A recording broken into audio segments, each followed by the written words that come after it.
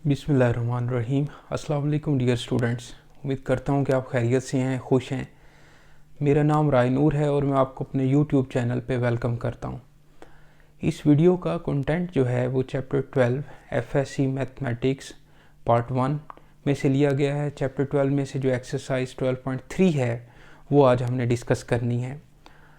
इस वीडियो के अंदर इस एक्सरसाइज में सबसे पहले जो 12.3 की जो थ्योरी है उसमें दो जो हैं वो एंगल्स या दो डेफिनेशन जो हैं वो बयान की गई हैं, जो एंगल ऑफ एलिवेशन और एंगल ऑफ डिप्रेशन है। और इससे पहले एक दो बातें और भी कि ट्राइंगल्स की टाइप्स कितनी हैं। मेनली जो है वो ट्राइंगल की टू ही टाइप्स हैं, एक राइट एंगल ट्राइंगल है और एक ओब्लिक ट्राइंगल है। ठीक है, नंबर 1 पे यानी कि राइट एंगल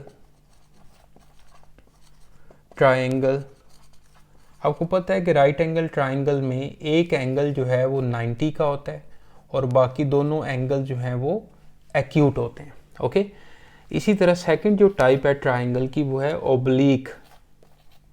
ओब्लिक ट्राइंगल्स। ठीक है, which is not right angle triangle. ठीक है, राइट एंगल ट्राइंगल, जो राइट एंगल ट्राइंगल नहीं होती वो ओब्लिक होती है। बाकी फर्दर इसकी आगे टाइप्स हैं विद रिस्पेक्ट टू जो साइड्स हैं, वो भी 3 ट्राइंगल्स होती हैं, जिसमें आप स्केलिन ट्राइंगल है जी, ओके, और आइसोसेलेस ट्राइंगल है, इक्विलैटरल ट्राइंगल है। फिर एंगल्स के हिसाब से अगर ट्राइंगल की बात करें तो एक्यूट एंगल ट्राइंगल है, ऑब्ट्यूस एंगल ट्राइंगल है। ठीक है जी, और फिर राइट एंगल ट्राइंगल भी है। तो स्केलिन ट्राइंगल क्या होती है, जिसमें ट्राइंगल की तीनों साइड जो हैं वो इक्वल ना हो, नॉट इक्वल हों, तीनों साइड्स डिफरेंट हों, तो उस ट्राइंगल को आप स्केलिन ट्राइंगल कहेंगे। अगर दो साइड्स इक्वल हों ट्राइंगल की तो उसको आप आइसोसेलेस ट्राइंगल कहेंगे।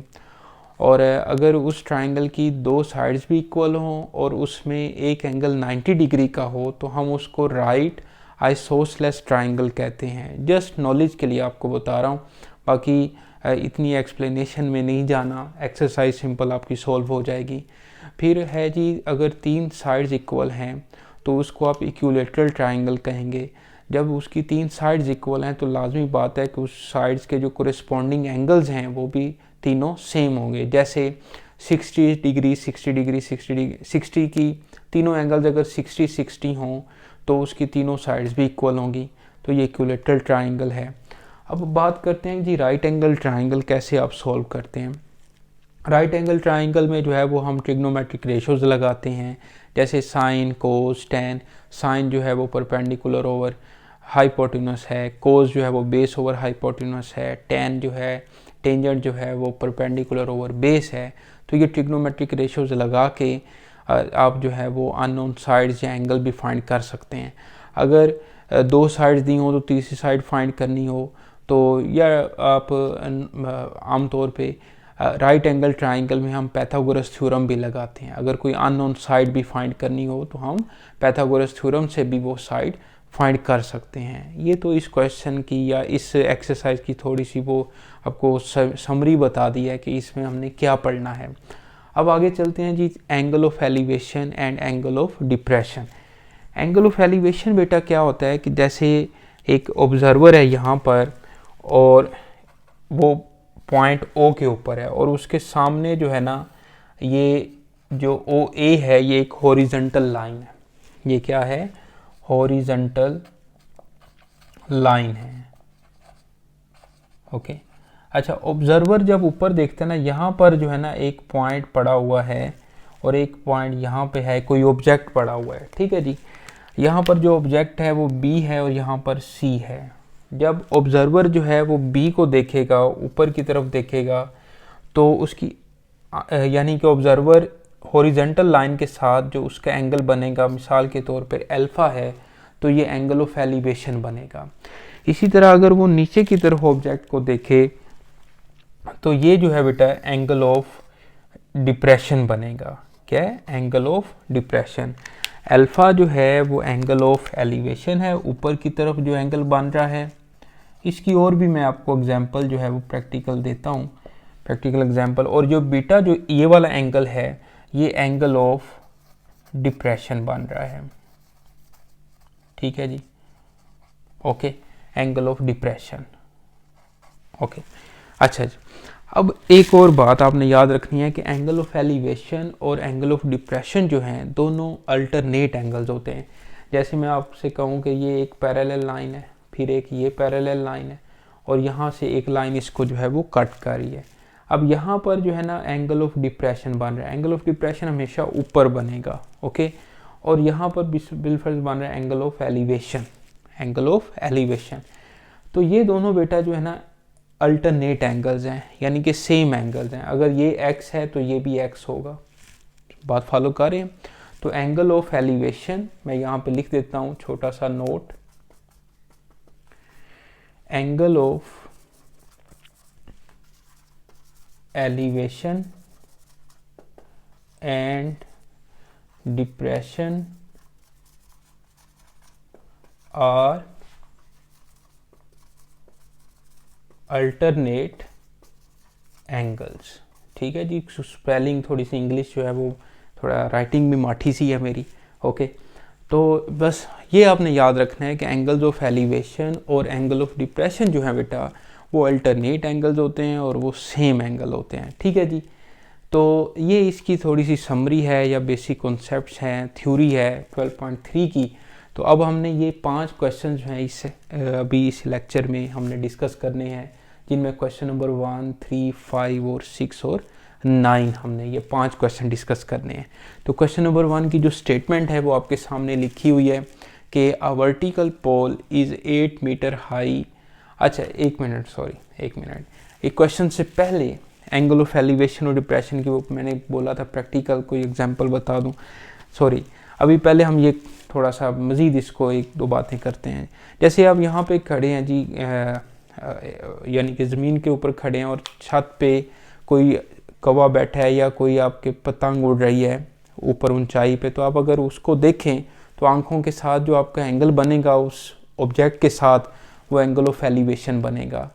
और इसी तरह जैसे आप बिल्डिंग पे खड़े हैं या किसी पोल पे या ऊंची जगह पे खड़े हैं और नीचे गुजरती हुई कोई चीज़ को देख रहे हैं, जैसे आप एक बिल्डिंग पे खड़े हैं और करीब नीचे कोई गाड़ी गुजर रही है, तो आप उसको देखें, नीचे की तरफ आपको झुकना पड़े, तो ये एंगल ऑफ डिप्रेशन बनेगा आपकी आंखों के और उस ऑब्जेक्ट के साथ, ठीक है जी। ये 2 बातें रह गई थी, मिस हो रही थी। तो अब चलते हैं जी क्वेश्चन की तरफ, ओके बेटा। अच्छा जी, क्वेश्चन नंबर 1 क्या है कि a vertical pole is 8 metre high and the length of its shadow is 6 metre. यानी कि एक वर्टिकल पोल है जिसकी जो हाइट है वो 8 मीटर है और लेंथ ऑफ इट्स शैडो जो है वो 6 मीटर है। What is the angle of elevation of the sun at that moment. अच्छा, आपके पास एक पोल है इस तरह से, ठीक है जी। यहाँ पर जो है ना वो सन है, ओके। और उसकी जो पोल की जो हाइट है वो 8 मीटर है, उसका जो शैडो है वो बेटा 6 मीटर है, और इस तरह से ये एक राइट एंगल ट्राइंगल बन रही है। बात फॉलो करें। अब ये इसको मैं कह देता हूँ कि ये A है, ये B कॉर्नर है, ये C है, तो ये एक राइट एंगल ट्राइंगल बन गया। और यहाँ पर आदमी है जो कि उसको ऑब्ज़र्व कर रहा है, सन को ऑब्ज़र्व कर रहा है। A पॉइंट पर आदमी है, बात फॉलो कर रहे हैं। ऐसे वो सन को इस तरह से ऑब्ज़र्व कर रहा है। तो उसने बोला है कि ये जो है ना एंगल आपने फाइंड करना है, क्योंकि A वर्टेक्स है तो इसको मैं अल्फ़ा कह देता हूँ, अगर B वर्टेक्स होता तो उसको उस एंगल को हम बीटा कह देते हैं, और C के साथ हम गैमा कह देते हैं जी, ठीक है जी। अब बेटा अल्फ़ा आपने फाइंड करना है। अब जैसे जैसे डायग्राम बनाई है वैसे ही जो है ना इसको आप सोल्व कर लें। डायग्राम बनाना जो है वो कंपलसरी नहीं है, लेकिन ये सारे क्वेश्चन आप देखिएगा तो डायग्राम के बगैर ये मुश्किल है, मतलब कि बहुत मुश्किल हो जाता है। हो जाएंगे क्वेश्चन लेकिन डायग्राम बनानी चाहिए।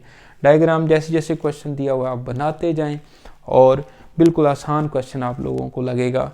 अब इसको थोड़ा सा हम लिख लेते हैं कि हाइट ऑफ पोल क्या है जो दिया हुआ है, इसको थोड़ा आप इंग्लिश में लिख लें। हाइट ऑफ पोल वो है बेटा BC जो 8 मीटर है। फिर length of its shadow length of its shadow जो है बेटा वो है ए सी इज इक्वल टू 6 मीटर। हमें फाइंड क्या करना है, हमें एंगल ऑफ एलिवेशन करना है। तो एंगल ऑफ एलिवेशन यानी कि अल्फ़ा आपने फाइंड करना है, या आप इसको CABB एंगल कह सकते हैं, ओके। या इसको आप मेजर ऑफ एंगल CABB लिख सकते हैं, इस तरह से भी एंगल को आप लिख सकते हैं, ठीक है बेटा। अच्छा जी, अब हमारे पास परपेंडिकुलर है और बेस है। बताएं ज़रा कौन सी आप ट्रिग्नोमेट्रिक रेशियो लगाएंगे, सोचें ज़रा। साइन लगाएंगे, कोज लगाएंगे या टेंजेंट लगाएंगे, ठीक है जी। तो परपेंडिकुलर ओवर बेस जब दी होती है, परपेंडिकुलर ओवर बेस, तो हमेशा हम टेंजेंट जो है वो लगाते हैं। तो मैं यहाँ पर लिख लेता हूँ फ्रॉम ट्राइंगल ABC, ये आ जाएगा tan alpha is equal to BC over AC। tan alpha is equal to BC over AC, ये वाली वैल्यूज इसमें पुट करते हैं। यहाँ पे मैं सोल्व कर लेता हूँ। तो tan alpha is equal to BC की वैल्यू 8 है और AC की वैल्यू 6 है बेटा। तो ये बन जाएगा alpha is equal to tan inverse 8/6, और इसको हम आप सॉल्व कर लेते हैं कैलकुलेटर पे। तो 8 डिवाइड बाय 6 किया, फिर उसका tan इनवर्स लिया, तो ये आ रहा है 53.13 डिग्री। आप 53.13 डिग्री भी लिख सकते हैं, आप इसको डिग्री मिनट में भी जो है वो लिख सकते हैं। 53 डिग्री और 7 मिनट आ जाएगा। बुक पर जो आंसर है वो उसने 53 डिग्री 7 मिनट ही लिखा हुआ है, तो आप दोनों तरह से लिख सकते हैं। ये डिग्री जो है ना बेटा इस पूरे के ऊपर है, ओके, इस तरह से है। तो क्वेश्चन नंबर 1 जो है वो हमारा कंप्लीट होता है। इसको अच्छे से आप पढ़ें, देखें। तो मैं तब तक क्वेश्चन नंबर जो 2 नेक्स्ट है 3 उसकी स्टेटमेंट लिखता हूँ। देख लें एक दफ़ा दोबारा इसको।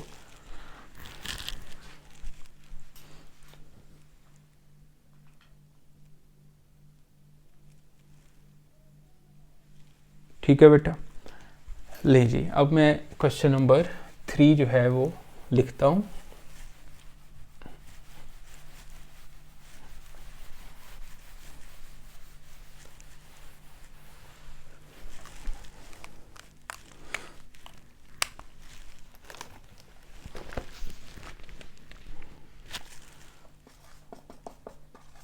क्वेश्चन नंबर 3 है कि at the top of a Cliff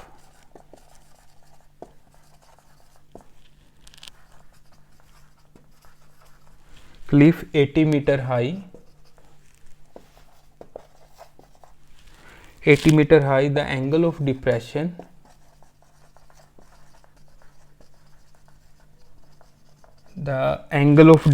of a boat is 12 degree. How far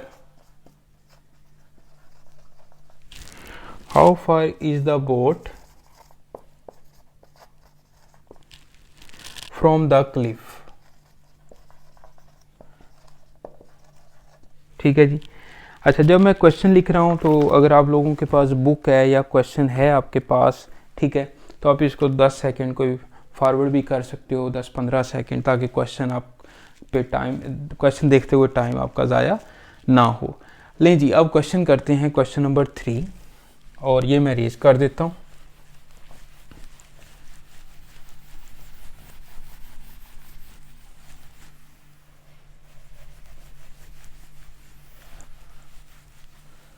देखिए जी, क्वेश्चन नंबर 3 का सॉल्यूशन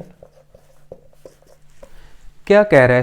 क्वेश्चन की स्टेटमेंट ज़रा पढ़ें कि at the top of a cliff 80 metre high, 80 metre उसकी हाइट है, the angle of depression of a boat is 12 degree.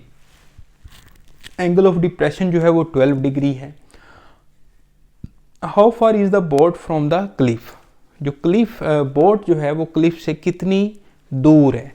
अभी मैं डायग्राम बनाता हूँ। देखें, डायग्राम के बगैर क्वेश्चन समझना जो है वो मुश्किल है। ये है जी क्लिफ, ओके। यहाँ पर जो है ना वो एक मैन है, और वो नीचे यहाँ पर जो है ना बोट है, उसको ऑब्जर्व कर रहा है। ठीक है जी, उसको ऑब्जर्व कर रहे हैं ना, तो यहाँ पर बेसिकली जो ऊपर एंगल है, जब वो इसको बोर्ड को ऑब्जर्व कर रहा है, तो यहाँ पर जो एंगल है ना बाहर की तरफ, ये बन रहा है बेटा 12 डिग्री। बात फॉलो कर रहे, एंगल ऑफ डिप्रेशन जो है वो बाहर की तरफ इस हॉरिजॉन्टल लाइन के साथ बनेगा, हॉरिजॉन्टल लाइन के साथ। एंगल ऑफ एलिवेशन और डिप्रेशन जो है वो हमेशा हॉरिजॉन्टल लाइन के साथ बनते हैं, यानी कि उसकी जो इनिशियल साइड है वो हॉरिजॉन्टल लाइन के ऊपर होती है। ओके, तो ये जो 12 डिग्री है वही तो एंगल यहाँ पर बनेगा, क्योंकि अभी हमने पढ़ा है कि एंगल ऑफ एलिवेशन और एंगल ऑफ डिप्रेशन दोनों क्या होते हैं, अल्टरनेट एंगल्स होते हैं, दोनों अल्टरनेट एंगल्स होते हैं। तो ये जो 12 डिग्री है और ये भी फिर 12 होगा। अब देखें तो क्लिफ की जो हाइट है वो है 80 मीटर, और उसने कहा है कि बोट जो है वो क्लिफ से कितनी दूर है, तो ये बोट जो है एक्स, क्लिफ से एक्स दूर है। हाँ जी, एक्स अब आपने फाइंड करना है, हाइट जो है वो 80 है। ओके, अब इसके थोड़ा सा इंग्लिश में लिख लें क्या क्या चीज़ें आपने बनाई हैं। तो यहाँ पे लिखें जी हाइट ऑफ क्लिफ, क्लिफ चिटान, ठीक है जी, वो है 80 मीटर। यहाँ पर चाहे आप h is equal to 80 metre लिख लें, हाइट जो है। इसके बाद एंगल ऑफ यहाँ पर अब एलिवेशन ये बन गया, एंगल ऑफ एलिवेशन या एंगल ऑफ डिप्रेशन भी यहाँ पे लिख सकते हैं, क्योंकि उसने स्टेटमेंट में 12 डिग्री एंगल ऑफ डिप्रेशन लिखा है और वही नीचे एंगल ऑफ एलिवेशन भी बन गया है। आप एंगल ऑफ डिप्रेशन ही लिखा रहने दें, ठीक है। तो वो बेटा है 12 डिग्री। अब distance between boat and Cliff जो है हमने फाइंड करना है। ओके, अब देखें एंगल है हमारे पास, परपेंडिकुलर भी है, बेस हमने फाइंड करनी है, तो कौन सी ट्रिग्नोमेट्रिक रेशियो लगाएंगे, टेंजेंट लगा देंगे। तो यहाँ पे लिखें from triangle ABC tan 12 degree is equal to perpendicular over base, या एक दफ़ा आप ऐसे लिख लिया करें BC perpendicular over base AC, वो तो मैंने लिखे ही नहीं, AB और C, और यहाँ पर जो है वो 90 डिग्री बन रहा है। अब tan 12 की वैल्यू लिखते हैं, tan 12 डिग्री वो है जी 0.2126, और BC की वैल्यू जो है वो 80 है, और AC जो है बेटा x है, ऐसे ही है, x आपने फाइंड करना है। अब x इधर जाके मल्टीप्लाई होगा, तो 0.2126 multiply by x is equal to 80। अब 0.2126 हमें नहीं चाहिए, इधर मल्टीप्लाई हो रहा है, तो उधर जाके क्या हो जाएगा, डिवाइड हो जाएगा। तो 80 ओवर 0.2126, तो ये आ जाएगा 80 डिवाइड बाय दिस, तो ये आंसर आ जाएगा बेटा 376.37 मीटर। ओके, तो यही डिस्टेंस जो है बेसिकली बोट और क्लिफ के दरमियान है।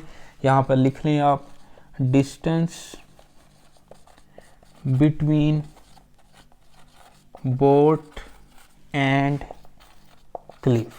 ओके, तो ये आ जाएगा 376.37 मीटर बेटा। इसको आप अच्छे से पढ़ लें, लिख लें, नोट कर लें, और मैं अब चलता हूँ क्वेश्चन नंबर 5 की स्टेटमेंट लिखता हूँ, और उम्मीद है कि आपको ये अच्छे से समझ आ गया होगा। अब मैं क्वेश्चन 5 की स्टेटमेंट इधर लिखता हूँ, अब तब तक ये दोबारा क्वेश्चन देख लें।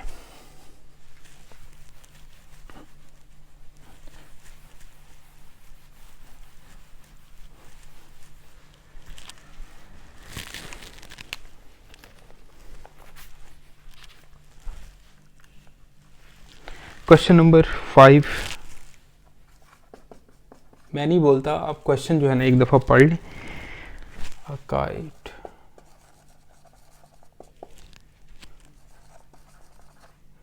flying at a height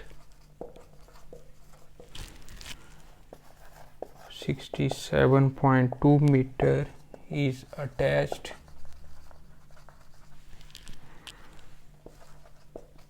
to a fully stretched string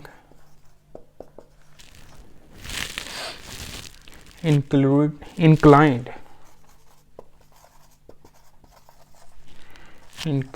at an angle of 55 degree to the horizontal. Find the length of the string. Find the length of the string बेटा, ये क्वेश्चन है। Question की statement जो है वो थोड़ी सी लंबी थी, लेकिन चलें खैर। तो क्वेश्चन नंबर 5 जो है वो डिस्कस करते हैं। ये मैं रेज कर देता हूँ।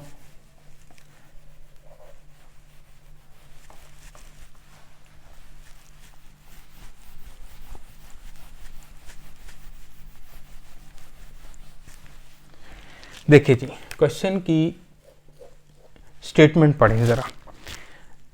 अ kite flying at a height of 67.2 metre is attached to a fully stretched string inclined at an angle of 55 degree to the horizontal line। यानी कि एक आदमी काइट उड़ा रहा है, ठीक है जी, और वो ज़मीन से जो है वो 67.2 मीटर हाइट पर है, और ज़मीन पर जो आदमी खड़ा है उसके साथ काइट का जो एंगल है वो 55 डिग्री बन रहा है। और हमने क्या करना, find the length of the string. वो जो स्ट्रिंग है वो फुली स्ट्रेच है, ठीक है, और उसकी लेंथ हमने फाइंड करनी है। बेसिकली हमने हाइपोटेनस जो है वो फाइंड करना है। तो मैं आपके सामने जो है वो डायग्राम एक बनाता हूँ कि इस तरह से यहाँ पर जो है ना वो काइट है जी, ठीक है, ओके, और यहाँ पर आदमी जो है ना वो उड़ा रहा है ए पॉइंट पर इस तरह से, ओके, और उसका जो एंगल बन रहा है वो बन रहा है 55 डिग्री। अब ये जो काइट है वो ज़मीन से जो है 67.2 मीटर हाइट पर है। ये पॉइंट बी कह दिया, ये सी कह दिया, और यहाँ पर जो है क्योंकि ये हाइट पर है तो ये 90 डिग्री बनेगा, और ये एक राइट एंगल ट्रायंगल बन गई। और उसने बोला है कि ये जो यहाँ पर मैन है बेसिकली ए पॉइंट पर, तो मैन से काइट तक की जो लेंथ है, स्ट्रिंग की जो लेंथ है, find the length of the string, वो कितनी होगी। बिल्कुल आसान क्वेश्चन, मज़ेदार क्वेश्चन। यानी कि यहाँ से लेके यहाँ तक आपने लेंथ फाइंड करनी है, तो एक्स फाइंड करना है बेसिकली। अब आपके पास परपेंडिकुलर है, एंगल है, हाइपोटेनस आपने फाइंड करना है, तो कौन सी ट्रिग्नोमेट्रिक रेशियो लगाएंगे, बोलें ज़रा। आप क्या लगाएंगे जी, साइन थीटा लगाएंगे, यानी कि साइन 55 डिग्री लगाएंगे, परपेंडिकुलर ओवर हाइपोटेनस आ जाएगा, ओके। कोज नहीं लगा सकते क्योंकि हमारे पास बेस नहीं है, टेंजेंट नहीं लगा सकते क्योंकि हमें बेस फाइंड नहीं करनी, हमें तो हाइपोटेनस फाइंड करना है, ओके। तो ये चीज़ें सारी लिख लें कि क्या क्या हमारे पास हैं। तो सबसे लिख लें कि हाइट ऑफ काइट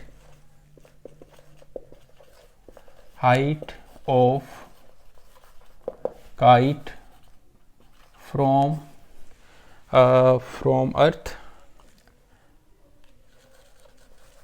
वो है बेटा h जो है वो 67.2 मीटर है। इंक्लाइंड, ये इंक्लाइंड जो है ऐसे, ठीक है जी। एंगल ऑफ एलिवेशन जो है वो है बेटा 55 degree, okay.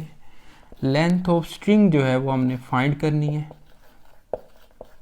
Length of string जिसको मैंने x का नाम दे दिया, या आप इसको ए बी भी लिख सकते हैं।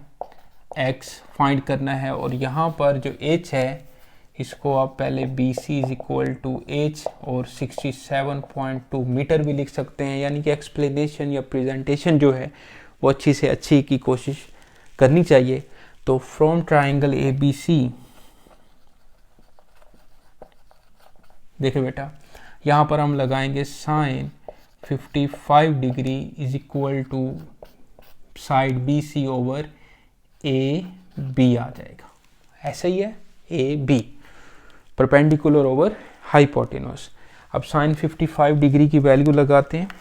साइन 55 होता है बेटा हमारे पास 0.8192 और बी सी की वैल्यू जो है वो 67.2 है और ए बी जो है वो हमारे पास x है।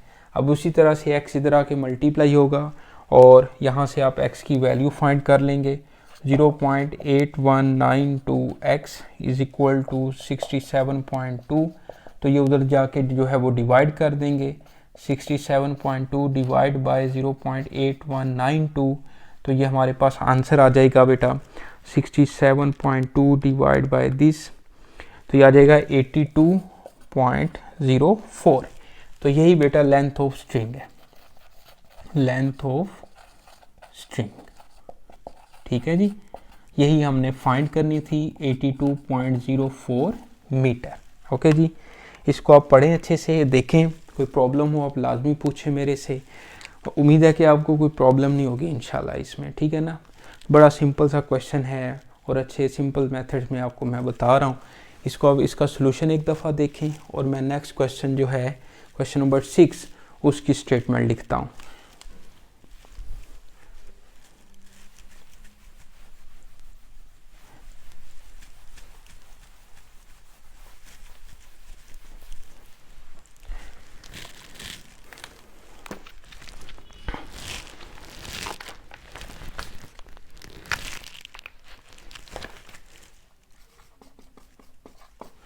क्वेश्चन नंबर 6 की स्टेटमेंट है कि when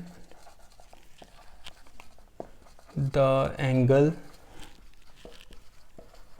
between the ground and the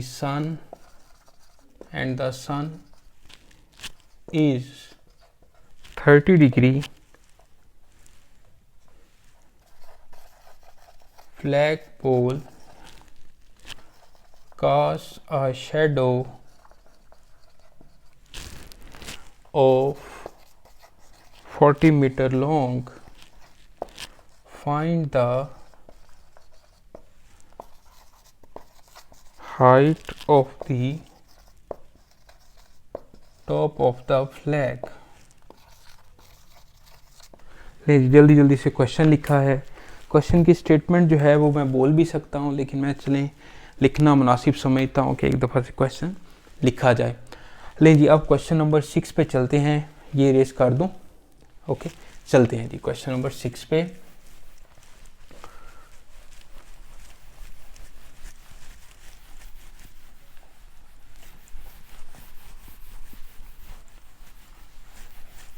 देखें जी, क्वेश्चन नंबर 6 की स्टेटमेंट पढ़ें ज़रा, क्या लिखा हुआ है कि when the angle between the ground and the sun is 30 degree. Ground नीचे है, सन ऊपर है, तो कौन सा एंगल ये बन रहा है? एंगल ऑफ एलिवेशन बन रहा है या डिप्रेशन बन रहा है? ग्राउंड और सन के दरमियान एंगल ऑफ एलिवेशन बन रहा है 30 degree. Flag pole cast a shadow 40 metre long, उसका जो शेडो है वो 40 मीटर है। Find the height of the top of the flag, यानी कि फ्लैग पोल जो है उसकी आपने हाइट फाइंड करनी है। जस्ट उम्मीद है कि आप कर लेंगे ये क्वेश्चन। ले जी, मैं भी करवा देता हूँ क्वेश्चन कि ऐसे एक फ्लैग पोल है और इस तरह से एक राइट एंगल ट्राइंगल वो बना रहा है और उसका जो शेडो है बेटा वो है 40 मीटर और ये ग्राउंड है बेसिकली, और यहाँ पर जो है वो सन है। ओके, ग्राउंड ये वाला है, ग्राउंड और सन के साथ जो एंगल बन रहा है वो बेटा 30 डिग्री है। ओके, अब फाइंड क्या करना है? Find the height of the top of the flag. H आपने फाइंड करना है बेसिकली, बी सी की वैल्यू जो है वो आपने फाइंड करनी है। टेंजेंट लगा देंगे, परपेंडिकुलर ओवर बेस लगा देंगे आप लोग। tan 30 is equal to H over 40। इसको ज़रा सॉल्व करें आप, तब तक मैं लास्ट में सोल्यूशन भी कर दूंगा। अब क्वेश्चन नंबर जो 9 है उसकी मैं स्टेटमेंट लिखने लगा हूँ। अब तब तक ये सॉल्व करें बेटा, ट्राई करें एक दफ़ा।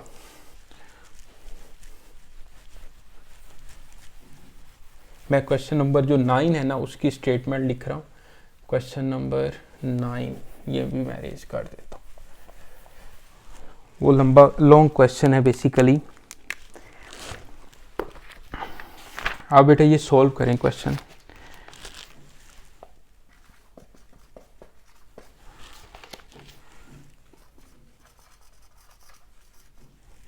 P and Q are 2 points in line with a tree if the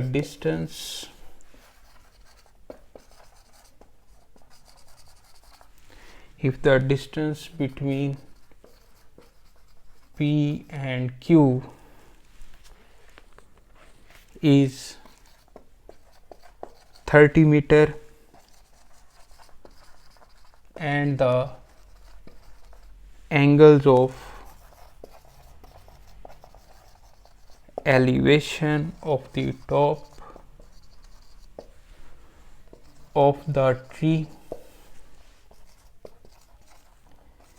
at P and Q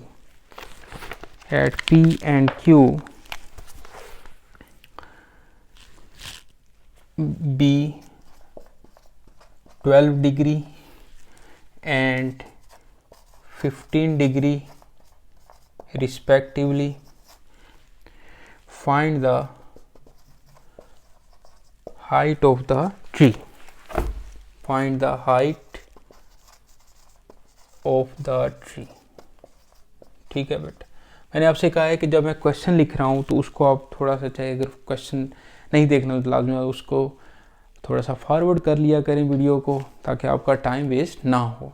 मैं क्वेश्चन इसलिए लिखता हूँ कि अच्छे से सोल्यूशन आप लोगों को करवा सकूँ। अच्छा जी, सबसे पहले क्वेश्चन 9 स्टार्ट करने से पहले जो है, जो इससे पहले हमने 6 क्वेश्चन लिखा था वो आप लोगों ने सोल्व कर लिया होगा, तो आंसर जो है वो इसके साथ आप लोग टैली कर लीजिएगा। देखें, हाइट जो है, height of flag pole, height ही थी हमारे पास, 1 मिनट, हाँ बिल्कुल, हाइट ऑफ फ्लैग पोल है बेटा, ये हमने फाइंड करनी है। ओके, और मैन और फ्लैग पोल के दरमियान जो डिस्टेंस है वो है जी 40 मीटर, सॉरी उसका शेडो है, लेंथ ऑफ इट्स शेडो। असल में क्वेश्चन नंबर 9 लिखा है तो इसलिए थोड़ा सा मिक्स हो रहा था ये question. Length of its shadow बेटा AC जो है वो है 40 मीटर। एंगल ऑफ एलिवेशन भी दिया हुआ है, एंगल ऑफ एलिवेशन हमारे पास 30 डिग्री है बेटा। देखें, परपेंडिकुलर ओवर बेस, टेंजेंट लगा दें, फ्रॉम ट्राइंगल ABC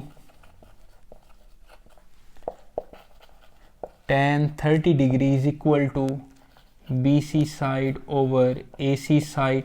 tan 30 की वैल्यू जो है वो कैलकुलेटर से देख लें, 1/√3 होता है, 1/√3, या आप इसको डेसिमल में भी लिख सकते हैं, तो ये आ जाएगा 0.5774, और BC की वैल्यू H है ओवर 40, AC की वैल्यू जो है बेटा 40 है, वो इसको इधर ले जाके आप मल्टीप्लाई करें, 0.5774 multiply by 40 is equal to H, तो H की वैल्यू जो है वो हमारे पास आ जाएगी 23.09। तो यही बेटा हाइट ऑफ फ्लैग पोल है, height of flag pole 23.09 metre. Okay, follow करें बात, आप समझ आ रही है सबको, साथ साथ ही हैं।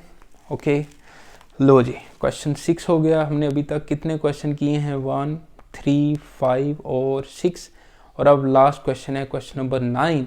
क्वेश्चन नंबर 9 वेरी इंपॉर्टेंट है फॉर लॉन्ग क्वेश्चन, तो वो मैं आपको करवाता हूँ। एक नज़र आप दोबारा ये देख लें, उम्मीद है कि आप इस मेरे सॉल्यूशन से पहले भी आप ये कर चुके होंगे। तो स्टार्ट करें क्वेश्चन नंबर 9, बताएं जी। लो जी, अब चलते हैं हम क्वेश्चन नंबर 9 के सॉल्यूशन पे।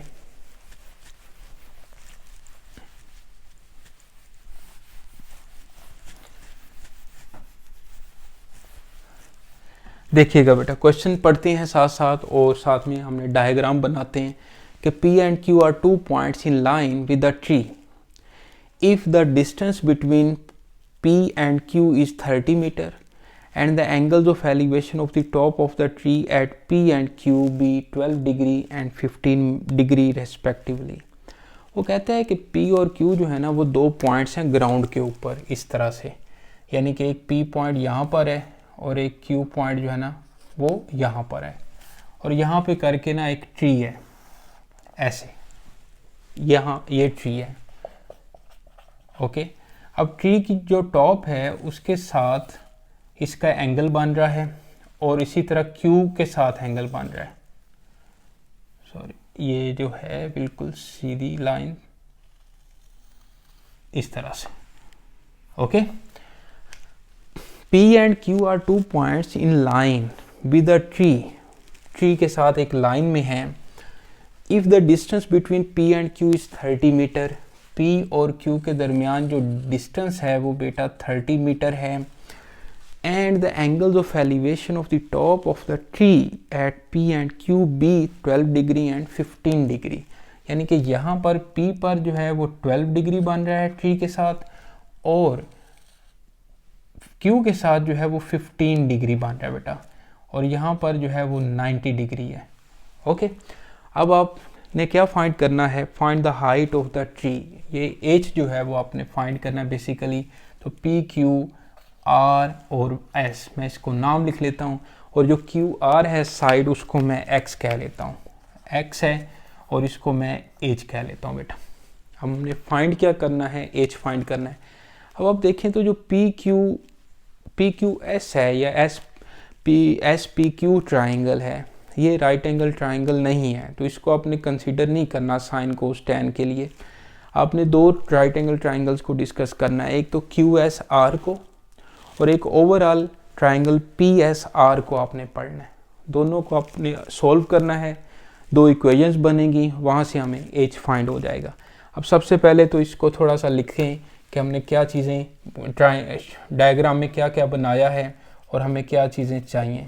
सबसे पहले लिखें कि हाइट ऑफ ट्री चाहिए हमें जी, H हमने फाइंड करना है। फिर उसके बाद angles of elevation at P and Q are 12 degree and 15 degree. Okay, फिर लिखें आप distance between P and Q, वो है जी 30 मीटर। इसको आप PQ भी लिख सकते हैं इस तरह से, 30 मीटर। ओके, अब देखें सबसे पहले ना बेटा हम जो SQR है ट्राइंगल या RQS है इसको डिस्कस करते हैं। तो मैं लिखता हूँ फ्रॉम ट्राइंगल QSR, तो ये बन जाएगा टेंजेंट 15, टेंजेंट या tan 15 is equal to H over X, ऐसा ही है ना, या SR ओवर QR एक दफ़ा लिख लें, ये भी लिखें SR ओवर बेटा QR। अब tan 15 की जो वैल्यू है वो लिखते हैं, tan 15 है हो जाएगा, ये है जी 0.2679, 0.2679, और ये आ जाएगा H/X। तो यहाँ से X को मैं अगर इधर ले जाऊँ तो 0.2679X is equal to H आ जाएगा, और H की वैल्यू आ जाएगी 0.2679X, और इसको आप इक्वेशन 1 कह दें, इसको आप इक्वेशन 1 कह दें। अब जो है ना आपने पूरी जो ट्राइंगल है PSR बड़ी ट्राइंगल उसको डिस्कस करना है, और वो मैं यहाँ पे लिख देता हूँ। ओके, यहाँ पे मैं बनाता हूँ फ्रॉम ट्राइंगल PS और R, तो tan 12 degree is equal to SR over PR, SR over PR, यानी कि परपेंडिकुलर जो है वो SR है और इसकी जो बेस है वो टोटल PR है। अब tan 12 डिग्री की वैल्यू लिख लेते हैं। tan 12 जो है वो हमारे पास है जी 0.2126 इज इक्वल टू SR जो है वो H है, और जो PR है बेटा वो 30 + X नहीं होगा, यानी कि P Q plus Q R, ऐसे ही है ना, जो पी आर पूरी जो बेस है वो इन दोनों का सम ही तो है, तो ये आ जाएगा 30 प्लस एक्स, ऐसे ही है। अब 30 प्लस एक्स जो है इसमें इसको इधर ला के आप मल्टीप्लाई करें, 0.2126 into 30 plus X is equal to H. अब मैं यहाँ से इसको उठाता हूँ और इधर सॉल्व करता हूँ थोड़ा सा खुली जगह पे। तो ये अब क्वेश्चन की स्टेटमेंट तो मैं रेज कर देता हूँ, इसकी ज़रूरत बिल्कुल नहीं है। देखें जी, उसी को मैं उठा के इधर लिख रहा हूँ एक दफ़ा। ये बनेगा 0.2126 into 30 plus X is equal to H. इसको बेटा सिंप्लीफाई करते हैं तो ये बनेगा आपके पास मल्टीप्लाई बाय, पहले करें आप 30 से, तो ये आ जाएगा 6.3767 प्लस और 0.2126 को x से मल्टीप्लाई किया तो ये आ जाएगा 0.2126x, और h की जगह पे ना अब आप वो वैल्यू पुट कर दें 0.2679x। तो बाय इक्वेशन 1, इसको मैं इक्वेशन 2 कह देता हूँ। By equation 1 put value of h in equation 2, यह आ जाएगा बेटा 6.3767 plus 0.2126x is equal to 0.2679x।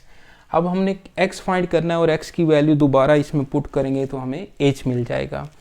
Okay, इसको उठा के इधर लाके माइनस करें, 6.3767 is equal to 0.2679x minus 0.2126x। बेटा सिंप्लीफाई करना है जिस तरह से आप मर्जी करते जाएं। इन दोनों में से x जो है वो कॉमन लिया, ओके, और 0.2679 माइनस 0.2126 जो है वो ब्रैकेट में आ जाएगा। इसको माइनस करें, 0.2679 माइनस 0.2126, तो ये आ जाएगा बेटा 6.3767 और 0.0553। इसको इधर लाके डिवाइड कर दिया बेटा, okay, 0.0553 is equal to X. तो x की वैल्यू आ गई, देखिएगा ज़रा 6.3767, थोड़ा सा लेंथी क्वेश्चन है, ये लंबा क्वेश्चन है। ये डिवाइड किया बेटा तो ये आ जाएगा 115.31 या 110। ओके, अब आप x की जो वैल्यू है ये आई, ये किस में पुट करेंगे, इक्वेशन 1 में। तो हमें फाइंड क्या करना था, h की वैल्यू फाइंड करनी है। तो यहाँ पर लिखते हैं put value of x in equation 1। तो h इज इक्वल टू हमारे पास है 0.2679 और x की जगह पे लिखा बेटा 115.3110। तो ये आ जाएगा, इसको मल्टीप्लाई करते हैं 0.2679, तो ये आ जाएगा 30.89। ओके, 30.89, 18 भी लिख सकते हैं, ओके, या 89 भी लिख लें, दोनों ठीक है। तो ये हमारे पास हाइट आ गई, इसकी height of tree. Height of tree is equal to 30.89 metre. यही इसका आंसर है बेटा। यहाँ तक हमारी जो 12.3 है, इसके 5 क्वेश्चन जो डिस्कस करने थे वो हो गए हैं जी। इसको आप अच्छे से पढ़ें बेटा, कोई प्रॉब्लम हो आप लाजमी पूछें, और बाकी अपना ख्याल रखें। उम्मीद है कि आपको ये अच्छे से समझ आ जाएगी। वेरी सिंपल मेथड से करवाए मैंने। और बाकी नेक्स्ट वीडियो तक के लिए रायनूर को इजाज़त दें। अपना बहुत ख्याल रखें जी। अल्लाह हाफिज़ बेटा।